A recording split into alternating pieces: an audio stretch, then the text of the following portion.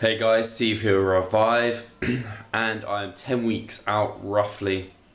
I want to give you a bit of an insight because my job's changed a lot recently. I've become a full-time PT, doing a lot of online coaching, shift work, different hours. So like tomorrow, I'm in from 6 a.m. working till 2, which is a bit annoying for me personally because I don't really like having breakfast early. I like delaying it, but between 6 and 2 I'm with clients and it's difficult to know when I'm training them, when I get free time to eat, and I don't want to be training too many of them too intensely, and I won't have any energy to train them fasted, not having anything in my system. So this is how I've been playing it recently. May mess around with it in future, but this is how I've been doing it. So here we go. So first thing in the morning, I wake up about 5 and I will have some Truatine, 30 grams, just a scoop in there, with this is when I'll get my beta-alanine, 2 to 4 grams, creatine monohydrate, 5 grams of that, simple basic supplements. This is Cinnabon flavor, which I recommend massively. If you've had Truatine, you'll know how nice Cinnabon is. I'm going to buy some more. The company's changed, it's called something else now, but if you search this, you'll be able to find something similar along those lines. So I have that first thing in the morning, just to get some protein in basically. Nothing biggie, no biggie there. I'll have that with almond milk, unsweetened almond milk by Blue Diamond. I get it from Costco. In the UK it's pretty cheap in Costco, you can buy it in bulk. And I will have that and actually make it into using like a Tassimo, one of these, just have it black, but I'll mix the Cinnabon flavour with the almond milk and put it into the coffee to make like a cinnamon coffee. It's actually really nice. So I've been enjoying that in the morning, kind of just get me started, get me going. And then a few hours later, probably 3 hours later, I'll have kind of my breakfast, which for the time being has been Scottish porridge oats. Not the big ones, I do like the big steel cut oats, but these cook quicker, and efficiency and time saving is what I'm about when I'm at work. So I have 50 grams of those at the moment with some raisins, 30 grams there, then some almonds, 20 grams, and some casein. I bought unflavoured casein, 4 kilos of the stuff down there, which was a great purchase because it's so filling. If you know casein, it kind of globulates and like thickens, and it's really slow digesting. So when I'm on my cut, I was like, I want casein because it's just going to fill me up, and that's what I'm all about, being full at the moment. Because if anyone knows who's been on a diet, you're not full very often. So it's really good to get that in. Probably get that in about 10 o'clock in the morning. And because it's unflavoured, I actually flavour it, and I bought 2 different flavourings from my protein. Essentially calorie free, cookies and cream and chocolate coconut flavouring. So I switch between the 2 depending how I feel. Cookies and cream is the one I recommend.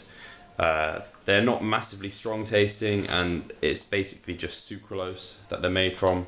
So if you've got a problem with sucralose, then you might not want to have them, but I don't have a problem with sucralose, so it's all good there. So, and I like having, it's going to sound funny, but as I've been dieting down, we're going to get into more boring, more plain foods, but I find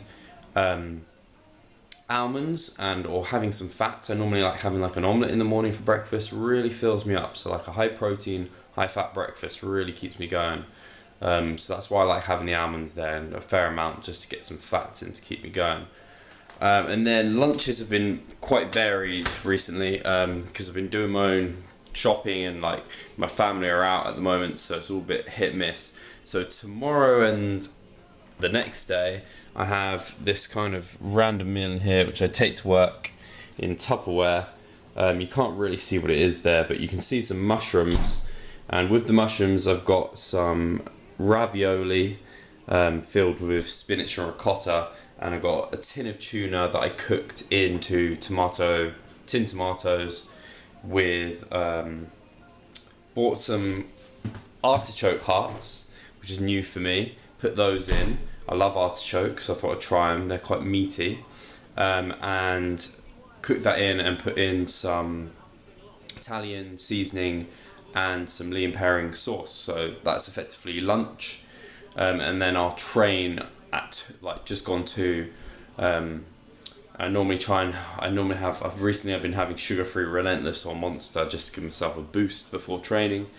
And I'll also take an apple to work. So just a bog standard Braben apple normally.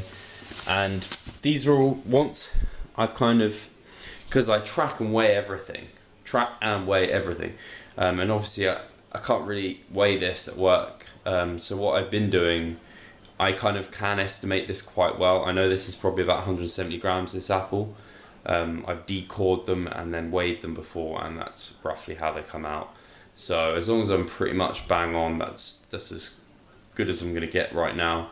If that's a problem, then I'll find out soon enough. But we're always going to be slightly burning more, slightly burning less calories, and different foods are different. And something I want to touch on is I've been getting to more boring foods. One, because they're more filling. You don't want to eat as many of them, and because great viewpoint by my coach was that processed foods can often be out on their packaging, on their labeling by like 20% here or there. So that's quite a lot. So the more boring and more whole foods, natural products, and like their normal bog standard starting point you can get to, the better. So I've been trying to have more rice, more uncooked, unprepared meats, more raw meats. Been eating a lot of oats and eating more potato. So that's what I've been doing. I've actually been, because my protein's quite high, but my carbs and fats aren't necessarily that high anymore. So I've been getting a lot of protein through protein powder, which is obviously processed, but hopefully they are closer. Their macronutrients that they're giving to the actual amount. And the only way to assure that is to go with a reputable company. Generally, they're the more expensive companies, but My Protein's been around for quite a long time now, and I think they've got a lot of sponsored athletes, and I think they're probably pretty reputable, and I've been using them for a while. So that's a bit of an insight just right now into some of the food that I've been eating around contest prep. At the start of my contest prep, it was way more variety, and I could freeball a load of stuff, whereas now it's kind of getting more precise. But yeah, that's how it's going. Cheers, guys.